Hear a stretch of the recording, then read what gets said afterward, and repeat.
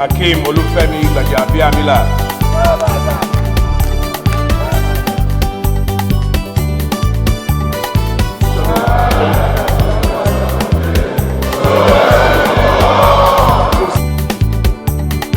God bless you all.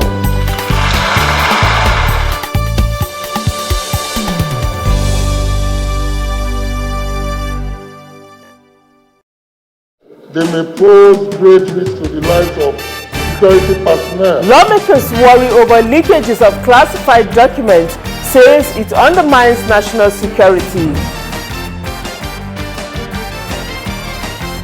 I collect 23,000 naira, Mr. Speaker. 23,000 naira after serving 15 years. And lawmakers make case for the exemption of Nigerian police from contributory pension scheme. It's good to be with you again on another fresh package of House Ticket, your window into the activities of lawmakers in the House of Representatives, Federal Republic of Nigeria. On the package this week, we highlight lawmakers' continuous efforts in reforming the power sector, just as the House, through various bills, motions, and committee meetings, discusses pertinent issues around education, pension remuneration for the police, social corporate responsibility, and accountability in the sale of government property. The program starts off right after this short break. Please stay tuned. If we set our minds right, embrace each other in love and brotherhood, we will come through these troubling times. We will survive, we will recover, and then we will thrive. One nation under God, free, peaceful, and prosperous.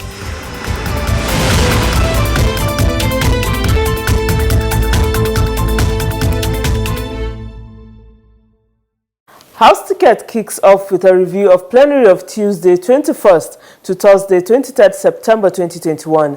The summary is compiled and presented from the studios. When the House resumed sitting for the week, Tuesday the 21st to Thursday the 23rd September 2021, it received a letter from the Presidency seeking the lawmakers' consideration to amend the administrative structure to the Petroleum Industry Act 2021. The three areas proposed for amendment are the appointment of non-executive board member, removal of the Ministries of Petroleum Resources and Finance from the board of the two new regulatory institutions being proposed for establishment by the Petroleum Industry Act, and appointment of executive directors. Referred to the appropriate committee. Thursday, the 23rd September 2021, the House took the second reading of a bill for an act to amend the Electric Power Sector Reform Act 2005 to provide the legal and institutional framework for the implementation and coordination of the rural electrification projects, establishment of the National Power Training Institute, and regulatory provisions to strengthen the sector for efficient service delivery and for related matters. The bill is sponsored by lawmaker Magaji Da'u Aliyu and 51 others. Due to the exigency and need to prosper efficiency, in this power sector we have been having so much a problem. We propose to amend the principal acts for the first time in 16 years. Commission 16 amends Section 657 to increase the penalty from 20,000 to 500,000 against any commissioner, agent, or employee of the commission that failure to comply with the audit request, producing the documents or records of accounts. Clause 17 deletes Section 16 on the grounds of total exemption of commission from liability. There was no debate on the bill as it enjoyed the unanimous support of the lawmakers for passage. Aye. Against any. That's have it. The bill has been referred to the House Committee on Power for more legislative inputs. And on motions for the week, the House on Thursday, the 23rd of September 2021, mandated the House Committee on National Security and Intelligence to carry out a detailed investigation on the leakage of classified security documents to the public. The resolution adopted by the House was on the motion sponsored by Representative Samuel Adejare on the need to address leakage of classified security documents to the public. The House notes the recurring incidents of leakage of classified security documents to the public through various social media platforms, online print media, and other sources, which are jeopardizing the fight against insurgency, banditry, kidnapping, and other crimes in the country. if such acts of sabotage are left unchecked, they may pose great risk to the lives of security personnel and ultimately imperil the country. The motion further pointed out that such leakages of classified security information and documents to the public, amongst other acts of sabotage, is causing failure of intelligence gathering, misunderstanding and lack of cohesion among operatives involved in different operations against insurgency and other acts of terrorism in Nigeria. The motion was adopted without a debate on it. Against any, the ayes have it. Still on Thursday at plenary, the House resolved to call on the Nigerian Ajib Oil Company to immediately ensure the stoppage of oil pipeline leakage at the College of Education Technical Omoku in Ogba, Egbema, Ndoni local government area of Rivers State, so as not to endanger the lives, property and academic activities at the college. The motion, which came under matters of urgent public importance, titled Urgent Need to Curb Oil Pipeline Leakage at the College of Education Technical Omoku in Ogba, Egbema, Ndoni local government area of Rivers State, worried that failure to urgently address the disaster, the lives of students and staff of the institution and people under the constituency will be in grave danger. The motion was brought to the floor of the House by Representative Uchechukwu Nnam Obi. The institution has been facing severe environmental pollution arising from leakages of the oil pipelines and the gas as well in the premises of the school, causing tension and danger to students and citizens alike. The crude oil and gas has been leaking consistently in the school premises and other farmlands around the area recently without immediate action to address the leakages. Academic activities are almost paralyzed due to spillage. The House also resolved to call on the Nigerian Ajib Oil Company to investigate and unravel the immediate and remote causes of the leakage to avoid future occurrences of the release of hazardous substances into the environment. The National Oil Spill Detection and Response Agency has been urged by the House to immediately visit the affected area and liaise with the Nigerian Ajib Oil Company to stop the flow from those pipelines to enable immediate repairs. During plenary for Wednesday, 22nd September 2021, a motion on the need to investigate the activities of the Federal Ministry of Sports and Youth Development on failed doping tests by Nigerian athletes at the Olympic Games in Tokyo was adopted. Lawmaker Lawrence Babatunde Ayeni presented the motion. Athletes Integrity Unit alleged that Blessing Okagbari, who won the open heat of the women 100 meters, are tested positive for human growth hormone. Also, aware that the allegations further affirm that affected athletes fail to comply with the rules requiring those from countries deemed to be at high risk of doping to undergo 3 non-notice out of competition tests in a 10-month period leading up to a major event. Without a debate on the matter, the House adopted the motion along with its prayers, stating that the House mandates the Committee on Sports to investigate the immediate and remote causes of the failed doping test to forestall future occurrences.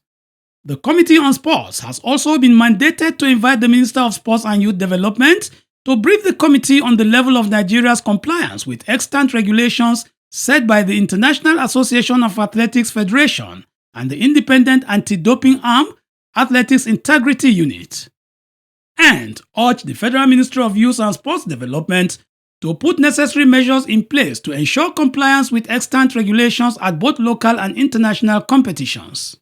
The ayes have it. Tuesday, the 21st of September 2021, saw the debate on the general principles of a bill for an act to amend the Pensions Reform Act of 2014. The amendment bill seeks to provide for the exemption of the Nigerian Police Force from the contributory pension scheme and for related matters. The bill is sponsored by lawmaker Francis Waive. The duties performed by the police, especially at this time of security challenges in our country, are enormous.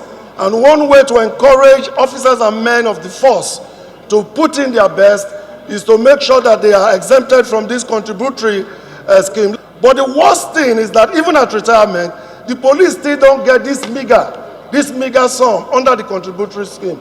So we have officers who leave and then they begin to suffer. Even the monthly pay is very low for the officers who are retired. The bill got an overwhelming support from the lawmakers.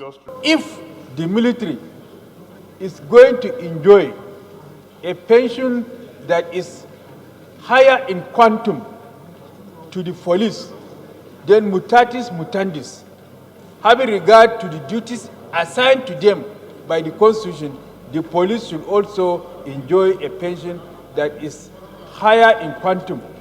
When people make a voluntary offer to sacrifice their life for their country, whatever is necessary to be done has to be done.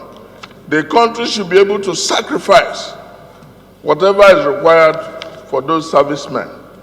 An inspector from 700,000 to 1 million gets 15,000 naira after. Ogogo, please approach the chair. After 35 years of service. A CSP on 2.1 million gets 42,000 naira after 35 years of service. That's what he gets at the end of the month. A part of the resolution given to the committee to look into that if any other stakeholder that are part and parcel of this contributory pension scheme deem fit and appear before the committee, that they as a group also want to exit because they have not seen anything beneficiary to that, they should also be incorporated. I'm a typical example. The reason why I say that is I retired as a CSP. I've been telling, everybody knows. But if I tell you what I collect as my pension monthly, as a CSP, colonel equivalent, I collect 23,000 naira, Mr. Speaker. 23,000 naira after serving 15 years. It scaled voting and was referred to the House Standing Committee on Pensions. And on insecurity, especially on armed banditry around the various constituencies in the country, the House continues to receive lawmakers' complaints through motions presented in the chamber. Representative Haruna Daderi moved a motion under matters of urgent public importance on the need to arrest frequent attacks by bandits on villages and towns in Rogo local government area of Kano State. As a result of the military operation against bandits in Zamfara and Katsina states, the bandits are now fleeing into other states, including Kano State. Disturbed that in the last few weeks, these bandits had attacked towns and villages in Rogo local government area where they kidnapped people, men and women, who are still mostly in their captivity and are demanding several millions of naira for their release. My constituency should be added because 2 days ago, bandits killed one SS3 student while returning on excursion from Imo State, and several other students were injured.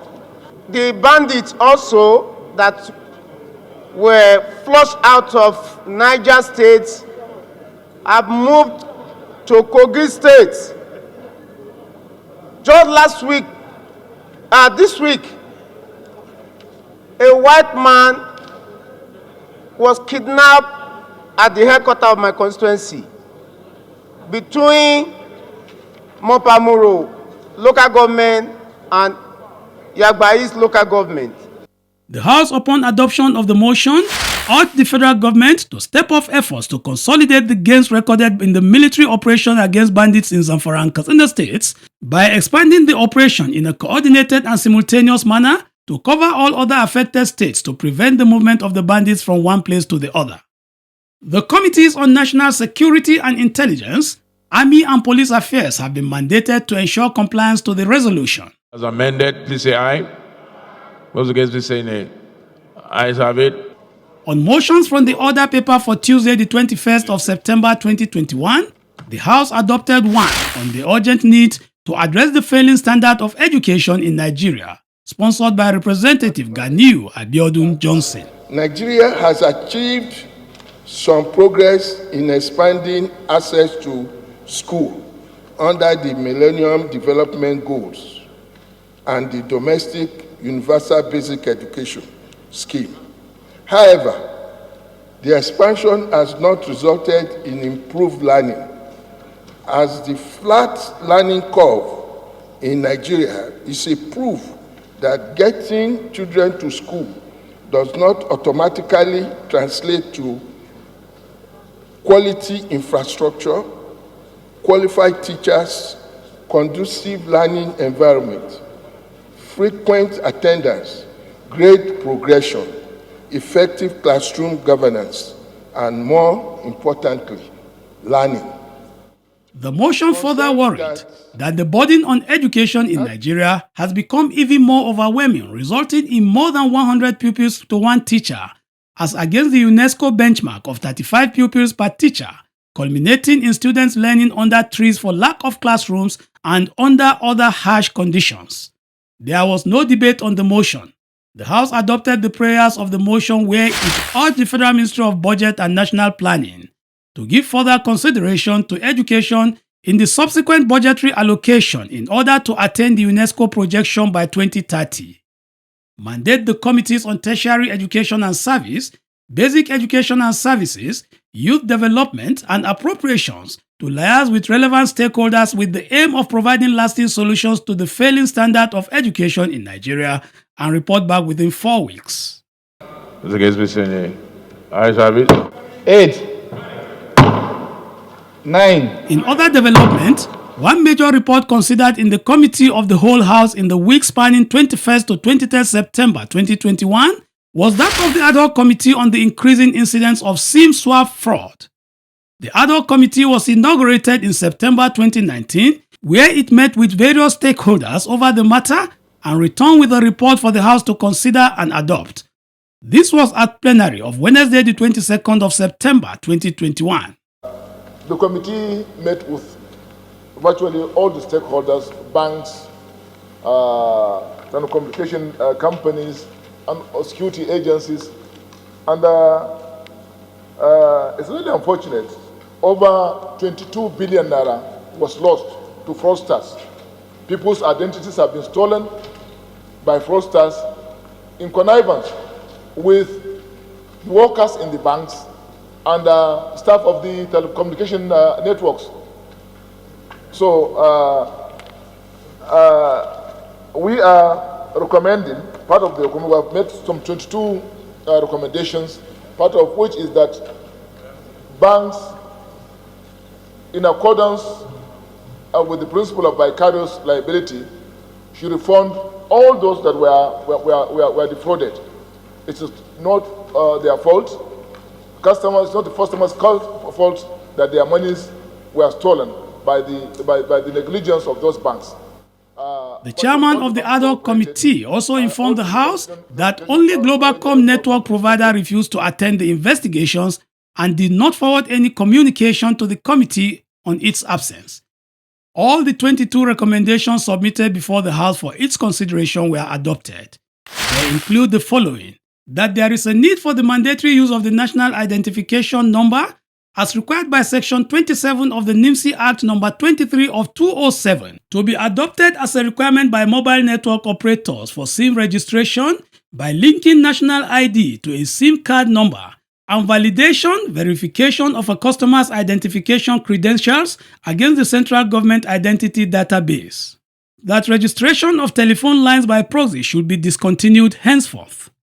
The Nigerian Communications Commission should put all measures to curb improper SIM registration, including the sale of already registered SIM, and punish all culprits to serve as deterrent to others. The NCC, CBN, and the mobile network operators should come up with a way to validate the veracity of transactions by sending a follow-up notification to users via other registered numbers and security questions. Efforts should be concentrated on the prevention of unauthorized SIM swap. In other recommendation, NCC has been urged to carry out regular audit exercise on SIM registration and ensure that SIMs not properly registered are promptly deactivated. During the week in view, the House received the resignation of lawmaker Jaribe Agon Jaribe as member of the House of Representatives after being sworn in as the new senator representing Cross River North Senatorial District under the PDP.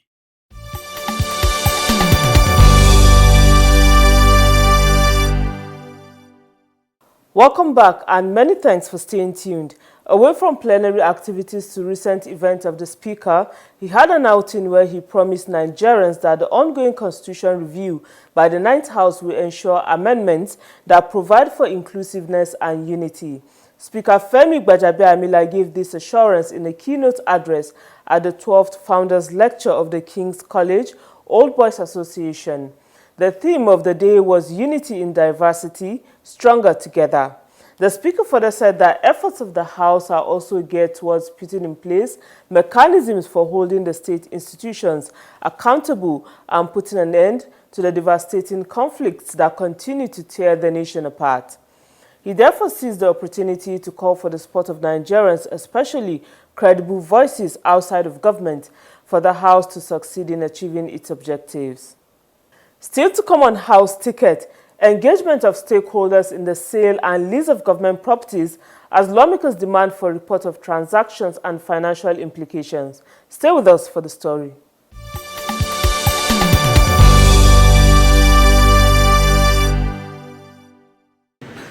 The ad hoc committee investigating abandoned federal government property resumed its sitting Monday, the 20th September 2021, after the long recess taken by the House. In this meeting of stakeholders, the lawmakers had the Presidential Implementation Committee on Federal Government Landed Property before it to answer to the sale of property belonging to the Federal Radio Corporation of Nigeria and Voice of Nigeria. The properties located in Lagos, Enugu and Kano states are worth billions of naira. However, the Presidential Implementation Committee has maintained that it did not sell, but rather lease the property in question, and that it has the mandate of the President in Council on the exercise.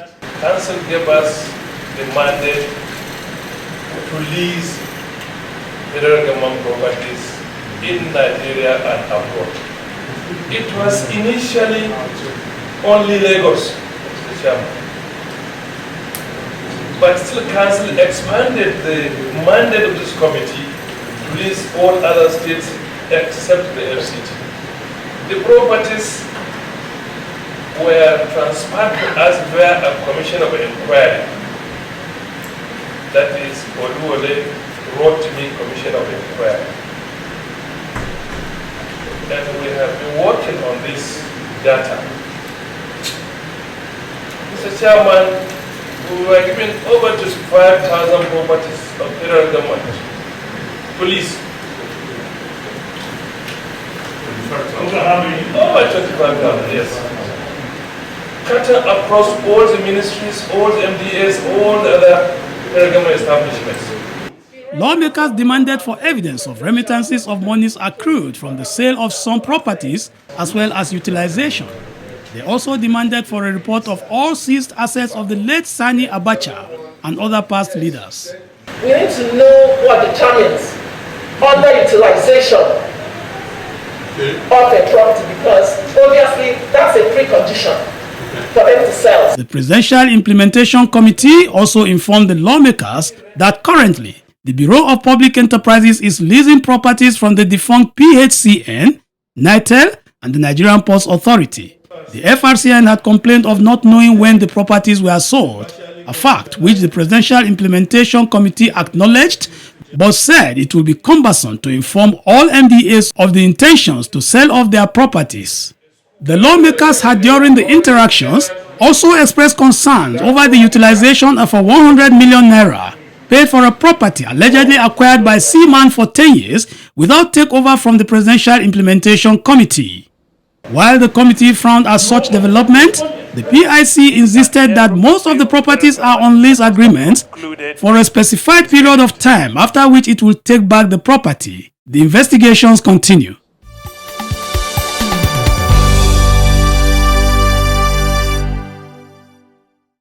It's been a rewarding half hour with you, enlightening you about lawmakers' role as legislators as well as their activities in the last week towards fulfilling these roles. Let us do this again next time.